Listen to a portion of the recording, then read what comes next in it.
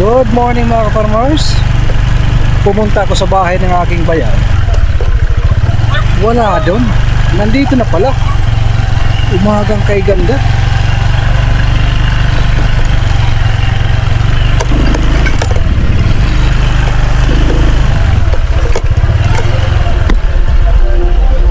Ulaping mga ka-farmers. Ano ba ang tawag sa inyong lugar nito? Tawag dito sa amin ulaping. Dami oh, tataba. Mushroom. Di kayo pakadali ba yaw? Ha? Ha? Di kayo pakadali? Dito ay dalan, dito ka sulatan. Ba mo man ni. Pangwa ako ba na. Ayos ito. Mahal kilo ito yan. Ano? 300 at kilo ito. Oo.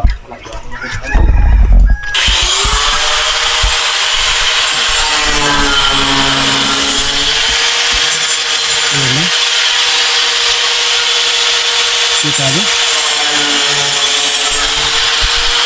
Nangangamoy triangle na. Lapit na matapos. Pupunta lang ako ng Tacloban. Kukuha ng fresh flower galing ng Cebu. Pipick upin, dadali sa shop. Kasi yun yung ating ibibinta sa ating shop.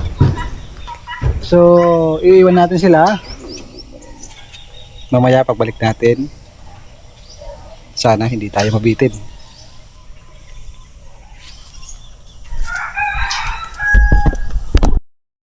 Bisitahin ko muna yung ating mga alaga. Naghahanap ako ng tao na mag-aararo. Wala akong mahanap na traktor dito sa malapit sa amin. Kahit mag-aararo na lang, pwede siguro para sa itatanim na papaya.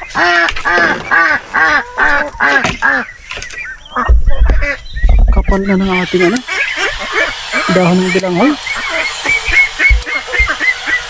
Maganda na mayroon akong ganito kasi pag sumasalubong itong ating mga alaga, meron tayong binibigay sa kanila.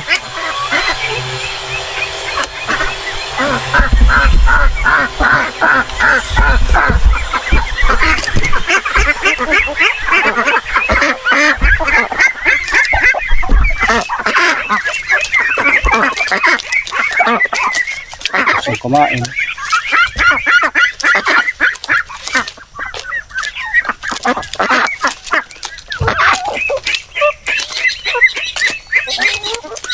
Diba? Oh, ba't ka pumunta dito? Nangingitlog ka.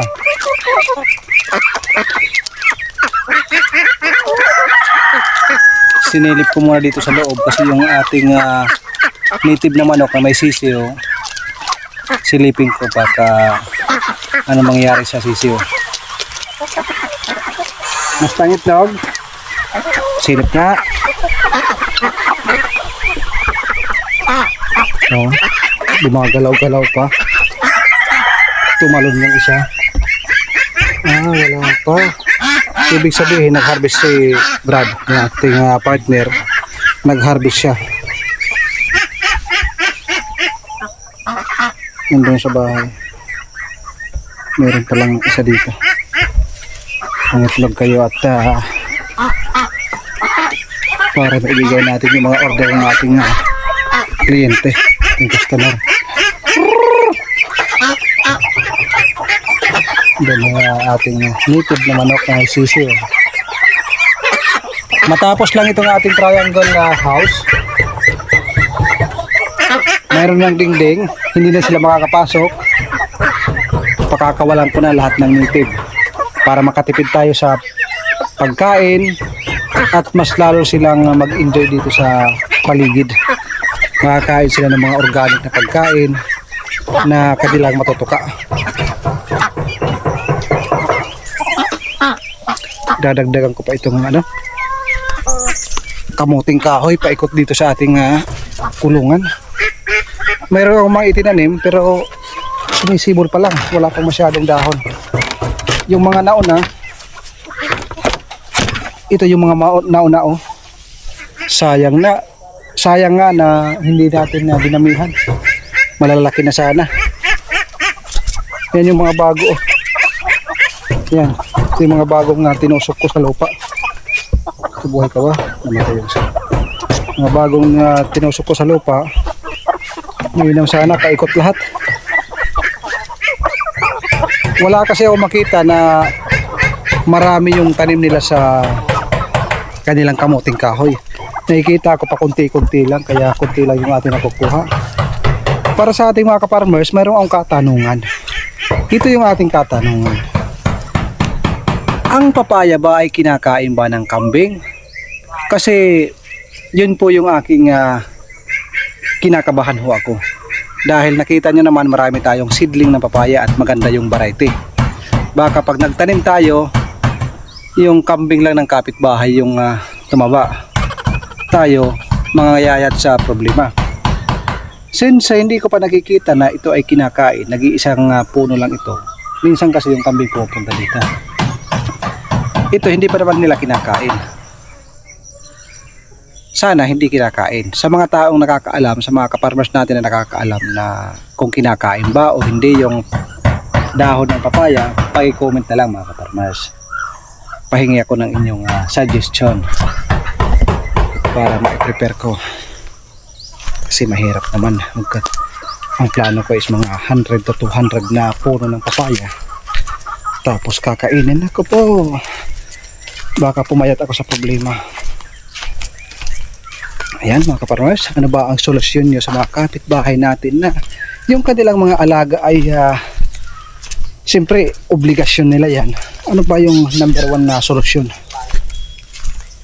Yung walang away, walang gulo, yung panatag ang lahat nagkakasundo. Ano ba yung magandang solusyon na iyong masasuggest?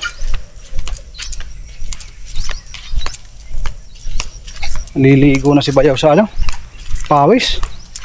Mag-aalas 8 pa lang. Pero parang nagbanlaw na sa pawis. Kahit pagsabod ka. Isang oras lang para ka na nagbanlaw.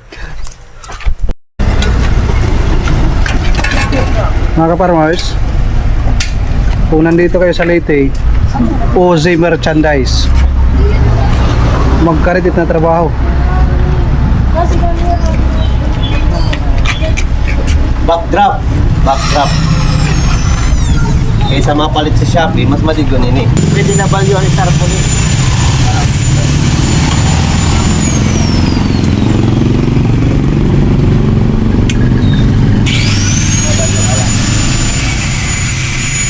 Mo order ka pinera? Ha? Order? Oo. Ore mo ini, kukuha ni pagkawan. Oo, order na nila. Oy, ka lang. Metal. Butang latiran bago liwat ni tao. So, kung yan, reusable.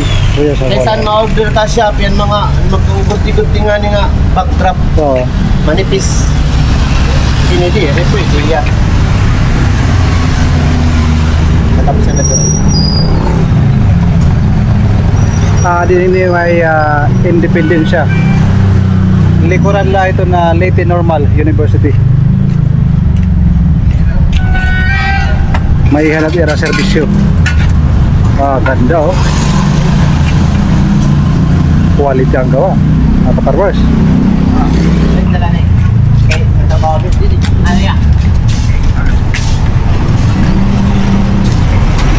Philippine Code Insurance.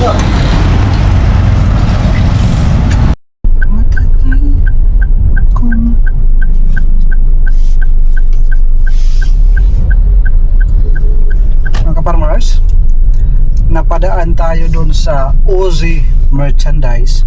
Kapatid yan ng asawa ko. Kaya kung nandito kayo sa Tacloban, nasa Leyte kayo, mga signage, tarpaulin, souvenirs, printing, uma-accept sila. Matagal na sila sa serbisyo dito. So ngayon nandito kami sa downtown, pick up ng flowers galing sa Cebu. Ngayon hindi na kami pumipick up doon sa Ormoc dahil malayo, kaya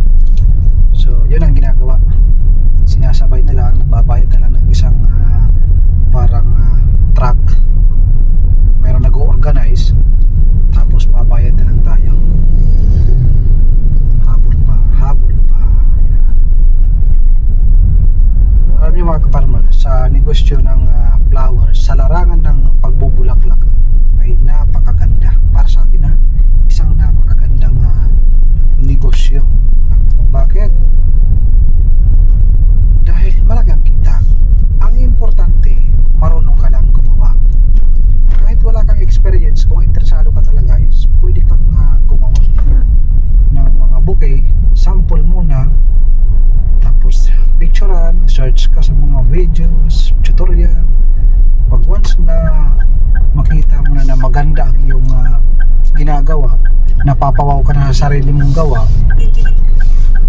pwede na yun mga ka-farmers. Kasi ang paggagawa ng flowers, natututunan naman yan. Walang tao na isinilang na marunong kaagad. Experience ang kailangan. So katulad ko, hindi rin ako marunong sa una. Ngayon, isa ng expert flower, nagde-deliver kami dito sa all over, anywhere in Leyte, unselected area in Samar. So ayun, kunin natin yung ating mga flowers.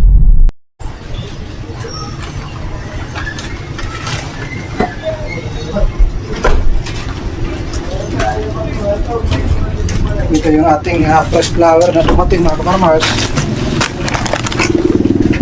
Hindi pa kami nakakapag-lunch ni Mrs. Kakain lang kami, then nabubuksan ko na to, ibababad sa tubig, ilalagay dito sa ating refrigerator. Ito yung aking gamit, dalawa, isa nito, isa nito. Pero ito hindi ko sinasaksak, nilalagyan ko lang yan ng ice. Kasi once na isaksak, masisira ang bulaklak. Ito walang problema dahil cooler lang naman ito. So kain muna kami at bibisita ko dun sa ating farm. Ano lang nga ba natapos sa ating triangle farmhouse sa paglalagay ng dingding. See you there. Mga ka-farmers, galing ako doon sa pagkuha ng fresh flower. Katatapos lang namin mag-lunch ni Mrs. Ako, dumaretso na ako dito sa ating triangle farmhouse. Malaking problema. Alam niyo kung bakit?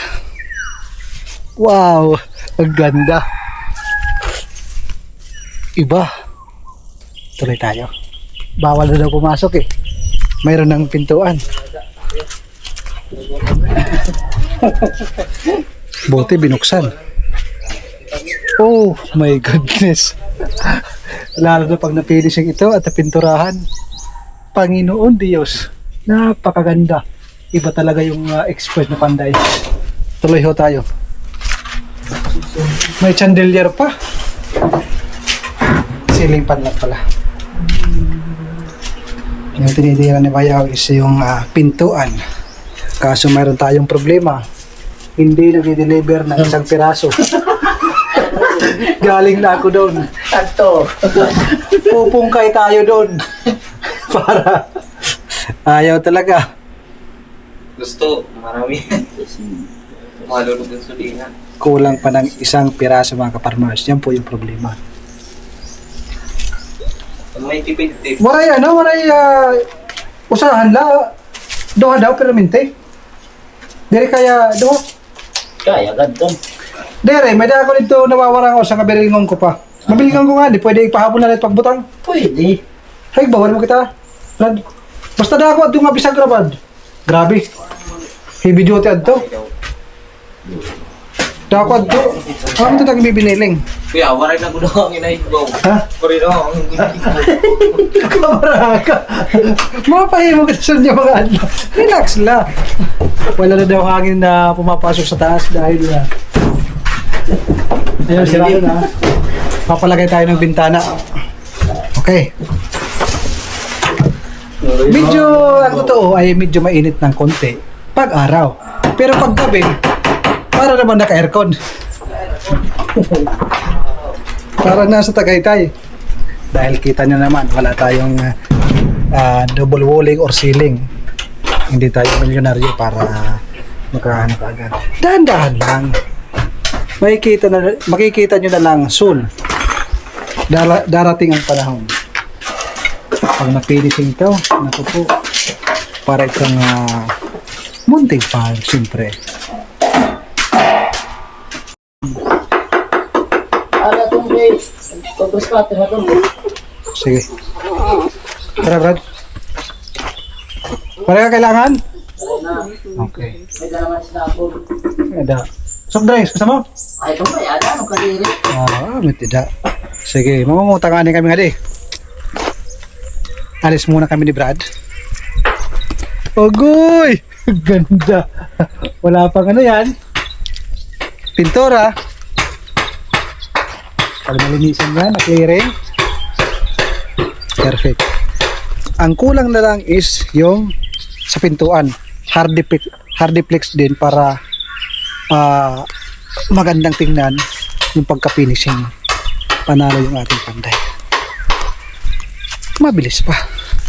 Puntahan namin yung kanyang papa, kapatid ni papa, uncle ng aking asawa, uncle ko na rin siyempre. So puntahan namin sa tabing ilog, nandoon sila, sana nandoon nag-grass cutter. Kasi hiram kami ng sidecar para makabili ng isang hardiplex. Dito sila Kuya GR at si ate, gumagawa ng walis at panggatong. Si Kuya GR, isa yan sa gumawa ng Triangle Farmhouse.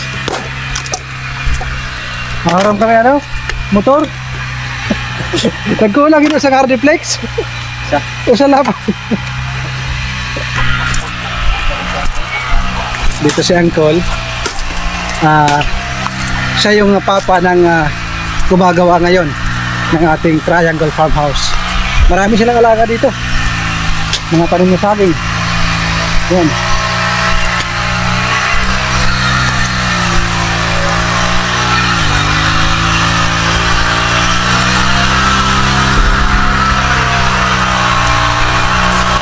Ay, isang binsi ganda.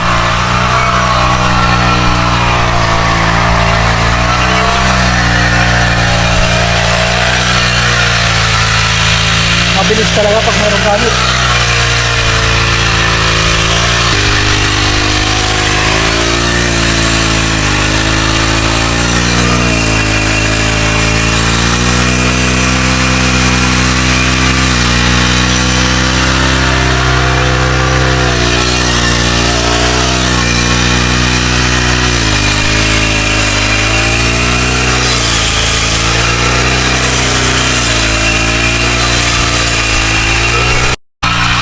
Ayun, approve. Pinahiram tayo ng kanyang bikagra. Malapit lang ito sa ating pinagliguan. Yung parang nagbarakasyon. Nagkita-kita yung mga pinsan nila misis. Diyan lang yun sa baba. Sakop sa lupang ito. Ngayon, pupunta tayo sa construction store. Ano bang tawag doon? Bibili na isang hardiplex. Nakahiram kami ng motor. Ayan, matatapos din sa wakas. Bahay ni Vice Mayor dito sa amin.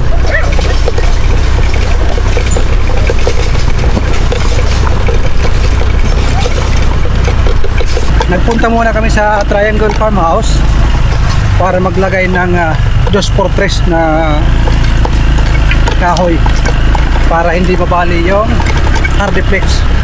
Ayun si Brad, nauna.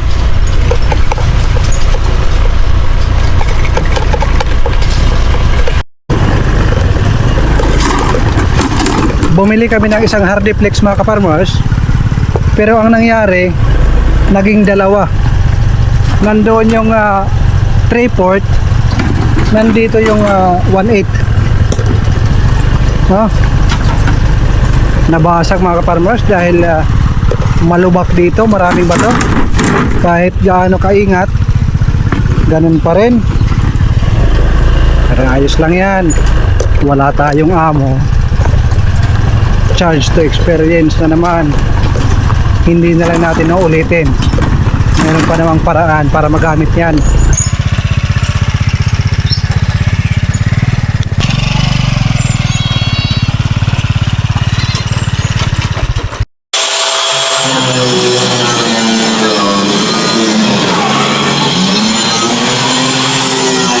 Ayan na yung pinakapintuan mga kapatid. Dito ilalagay. Nasira, nabiyak yung ating hardiplex pero sosolusyonan.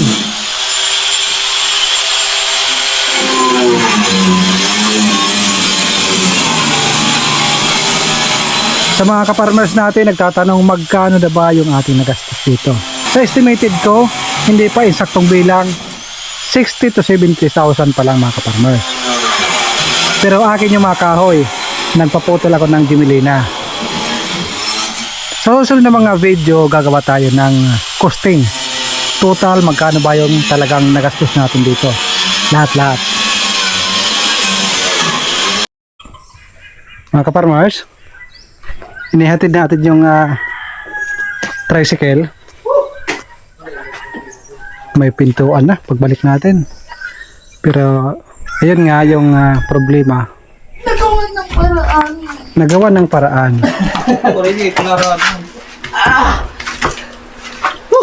Lagyan na lang yan ng ano, kulangot. Kulangot. Mga limang tao. Pwede na. Kulangot lang ang katapat niyan. Hindi, kaya ito butang ng kulangot. Kaya ton. Kaya ton. Easy tight. Kaya ito. Mahal ito. Tulad ton. 200 light ton. Isa ka litro. Mga pera ka litro kaya ini nga tanan. Sa light ton. Kasi ka litro kaya ni. Easy tight. Wow. Wow, mga kaparmas. Imagine nyo, sa unang panahon, ito ay napakasukal dito. Malalaking gibelina, matataas na mga fern. Masukal, walang tanim na kahit isa. Lahat na nakikita nyo ng tanim, ako ang nagtanim yan. Na-develop natin, dahan-dahan. Ngayon, meron ng triangle house dito sa gitna ng gubat. May kuryente. Walang imposible kung didiskartehan natin at kailangan talaga ng matatag na sipag at syaga. Tuloy po kayo sa ating munting tahanan. Oo, okay na si ano? Okay na si Dexter? Ikipaglaro na? Parang maingay dito sa kulungan natin. Nagkakatay ata si Brad ng native na manok. Mayroong problema si Brad kaninang sinasabi. Hindi ko pinakinggan. Ngayon papakinggan ko. Brad, anong problema, Brad? Katayin natin? Ha? Binanatan ng wild duck? Yung kulimaw daw. Binanatan ng ating mayroong sisiw. Sana. Ito yung salarin mga kaparmers. Ay, sumasagot. Nakapasok kasi dito. Naku po, Panginoon Diyos. Hala. Naktang. Ay, buwan eh. Oo, nabray buwan ko. Grabe kaparmers. Kawawa yung dalawa kong wild duck. Kaya man dito kuya, diri tusikan kay iya ratang buwan. Dito, oh. Lalaki na sana, oh. Sige, maglagay mo doon. Ano man? Lagay mo doon lahat. Ilan na ng piso niya? Oh, sige, kawawa. Nahawa ko sa aking wild duck, mga kaparmers. Pumasok kasi dito. Dalawa pa naman. Nanghina, oh. Ah. Hindi mamatay to?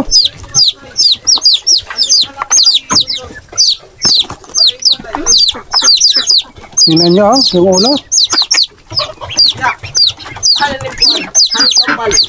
Ha? Nandun sa taas? Oh, ano na, isprayan mo? Patay niya.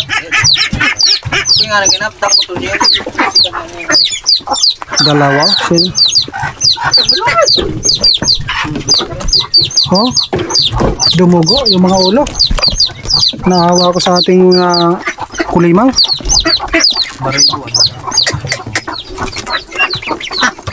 Buti na agapan ni Brad. Mamaya Brad, i-harvest mo tong itlog para hindi magkadumi. Kayo, kumusta kayo?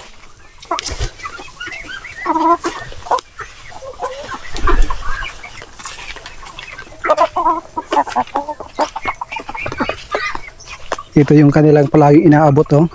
Minsan pa nga tumatalon, eh. Lumilipad dito para lang makuha yung mga dahon para makatuka sila.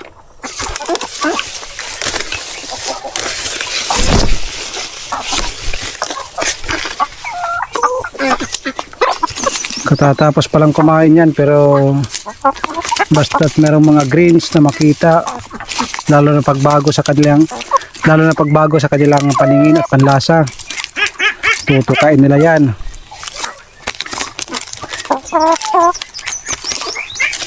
Andun yung aking partner, kukuha yun ng tambal para matambal yung ating mga wild duck. Quick heal yung aking ginagawin mga kaparmers. Napaka-effective kahit sa ating alagang native pigs. Nagkaroon ng sugat, malaki na sugat. 2 spray lang tapos yan na yung pintuan. Nilalagay na. Iba, hindi po ng buwan.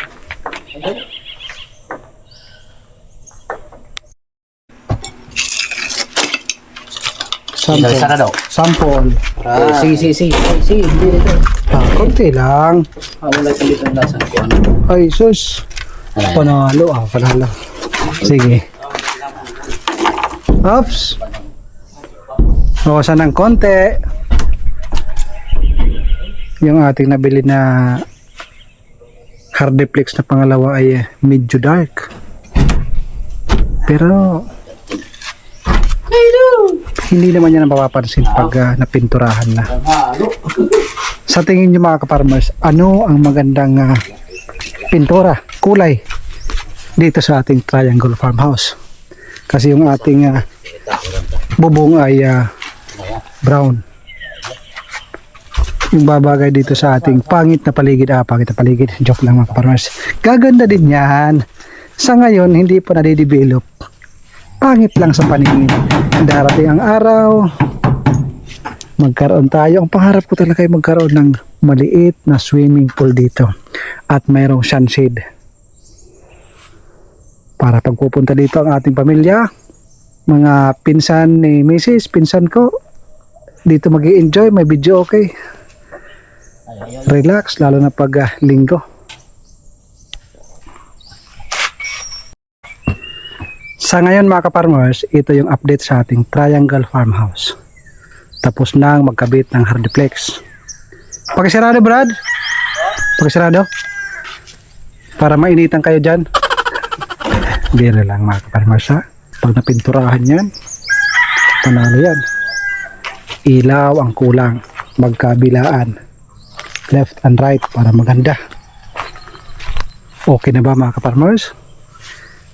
Nandun yung CR, nandun yung ating mga alaga para sa ating mga kaparmers na bago pa lang napadaan sa ating YouTube channel.